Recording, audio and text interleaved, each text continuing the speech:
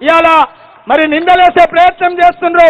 కాబట్టి మనం అందరం కూడా ఒకసారి ఆలోచించాలి. ఆనాడు కాళేశ్వరం లాంటి ప్రాజెక్టు కట్టనే కదా ఇవాళ 20 లక్షల ఎకరాల రైతన్నల కళ్ళల్లో మరి ఆనందం నిండింది.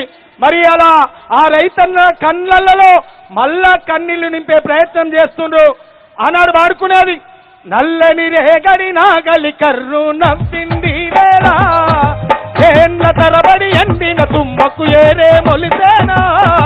నల్లని రేగడి నాగలి కర్రు నవ్వింది వేళ, ఏళ్ళ తరబడి ఎండిన తుమ్మకు ఏరే మొలిసేనా. నల్లని రేగడి నాగలి కర్రు నవ్వింది వేళ, ఏళ్ళ తరబడి ఎండిన తుమ్మకు ఏరే మొలిసేనా.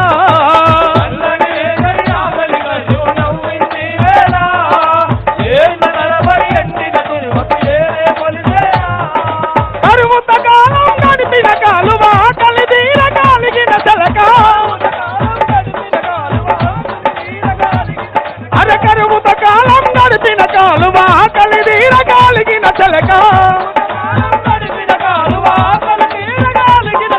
మురిసి ముస్తాడినై తల్లి సర్వమ్మను నల్లని రేగడి నాగలి కర్రు నవ్వింది వేళ, ఏళ్ళ తరబడి ఎండిన తుమ్మకు ఏరే మొలిసేనా.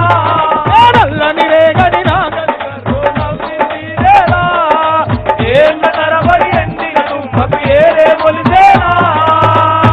మరి అట్లా మరి ప్రతి ఎకరా కూడా తాగునీరు అందించినటువంటి ఘనత మన కేసీఆర్ గారి. కాబట్టి మరి ఇలా కాళేశ్వరం పేరుతో కమిషన్ల పేరుతో మన కేసీఆర్ మీద నిందలేస్తే చూసుకుంటుందామా? జై కేసీఆర్, జై కేసీఆర్, జై కేసీఆర్, జై కేసీఆర్, జై తెలంగాణ, జై తెలంగాణ, జై కేసీఆర్, జై కేసీఆర్, జై తెలంగాణ, జై తెలంగాణ. ఇవాళ కేసీఆర్ సార్ ముఖ్యమంత్రిగా లేకపోతే తెలంగాణ ఎట్లుంది మరి?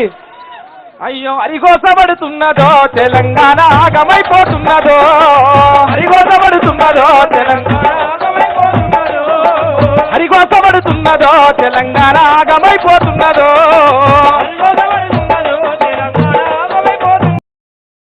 కాంగ్రెస్ సర్కారు రానబట్టినది 100 రోజుల్లోన బోర్రెండ పెట్టింది, 100 రోజుల్లోన బోర్రెండ పెట్టింది. ఆ కాంగ్రెస్ సర్కారు రానవచ్చినది 100 రోజుల్లోన బోర్రెండ పెట్టింది. జపాలాదని పలికేను నీతులు, అరవ జపాలాదని పలికేను నీతులు, పేద ప్రజలకేమ తీసుకుంటారు గోతులు. హరిగోసపడుతున్నదో తెలంగాణ ఆగమైపోతున్నదో, హరిగోసపడుతున్నదో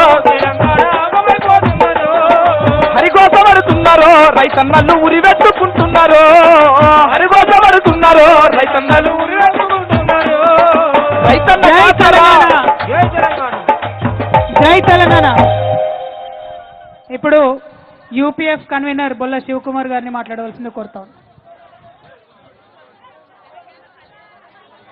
జై తెలంగాణ, జై జాగృతి, జై యూపీఎఫ్, జై కవితమ్మ.